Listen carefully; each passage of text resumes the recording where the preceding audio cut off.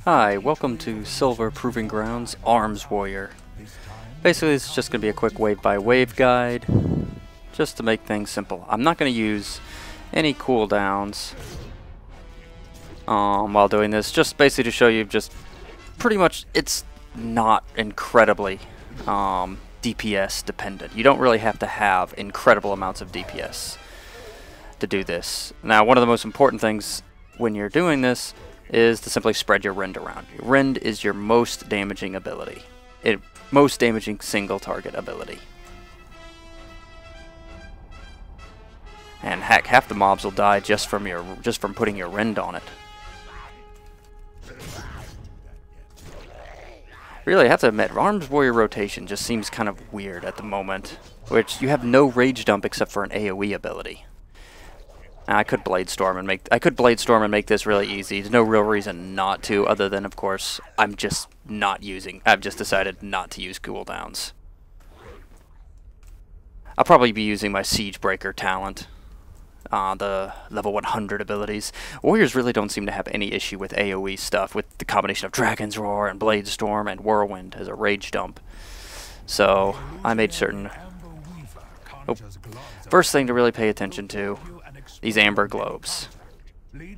Simply let it hit something, boop, and watch it die.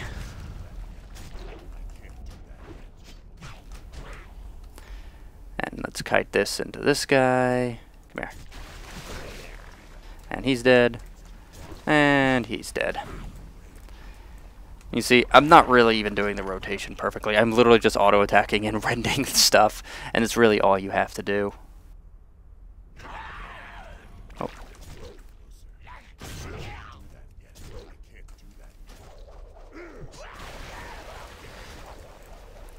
Now you'll notice I am carefully backing away a little bit from a lot of these mobs, just whenever those Amber Globes are coming in, just because it does have an AoE, a bit of an AoE effect. See, my Rend half killed that. Just by itself. See, I just drop a Rend on it, I let that kite into him, and then just watch him die pretty much. I see I've got 10 seconds left, might as well just walk up and Mortal Strike him. See, really it's not that strenuous as far as DPS's requirements. You just have to make sure you don't get stunned, make sure, here's the other thing.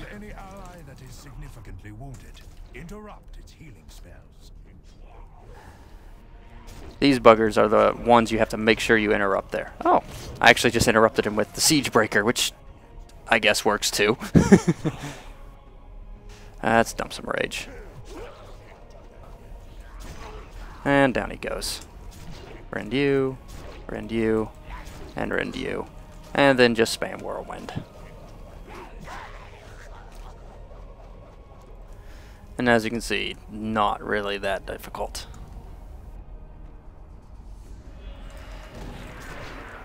Put Rend on you, put Rend on you. Hit that with you, hit that on you. Oh, actually I had to use... Siegebreaker didn't interrupt him that time. Interesting.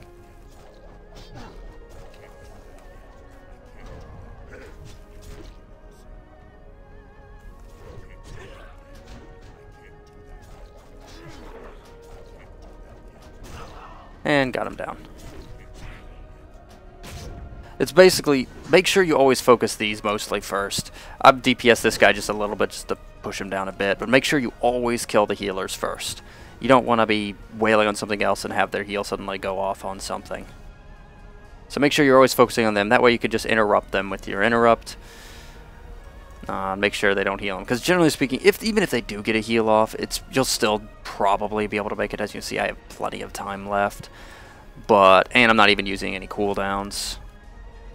But it just makes things so much simpler just to interrupt them or burn them first.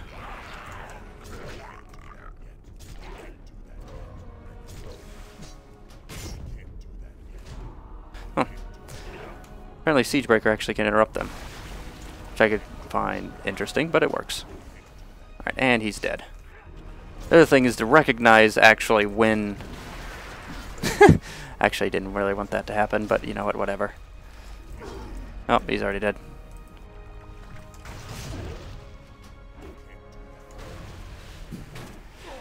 Apparently he's hitting himself with that. but whatever. And these guys are pretty much dead. One rend on these little buggers is pretty much all it takes. Let's actually see how much damage rend actually does to us since I've got plenty of time left.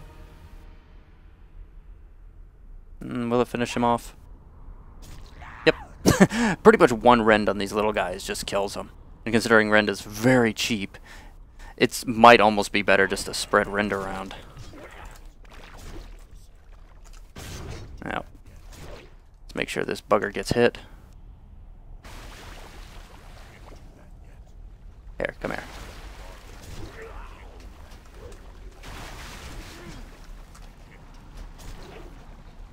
Armsword just seems to not have enough buttons to push single target, I gotta say.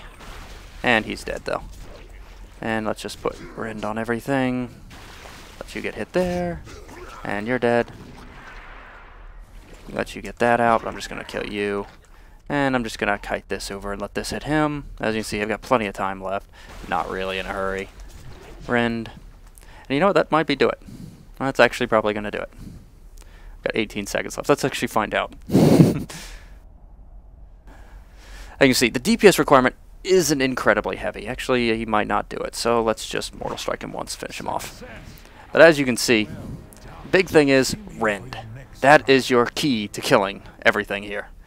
Put that on everything. It'll half kill everything. And it's instant cast, it's cheap, you can easily put it on everything. And by the time it's done ticking, you'll still have plenty of time left, and it'll have over half killed everything. Then you can just refresh it and Mortal Strike a couple times. And as you can see, I didn't blow Recklessness, I didn't blow Dragon's Roar, I didn't blow Blade Storm.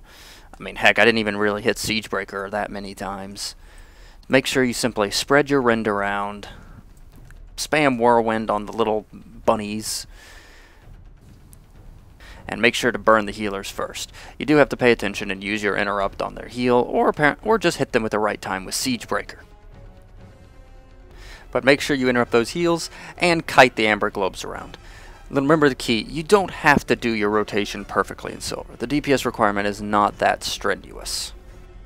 Primarily, you just want to make sure you don't get hit by it. So make sure you just back off a little ways and then hit it hard. Warriors are actually really good about that, considering that while their abilities have cooldowns and they can't use them constantly, they're very good at doing a burst, and bursting right after a target gets hit by one of those globes and therefore takes 50% increased damage has pretty much just crumpled them.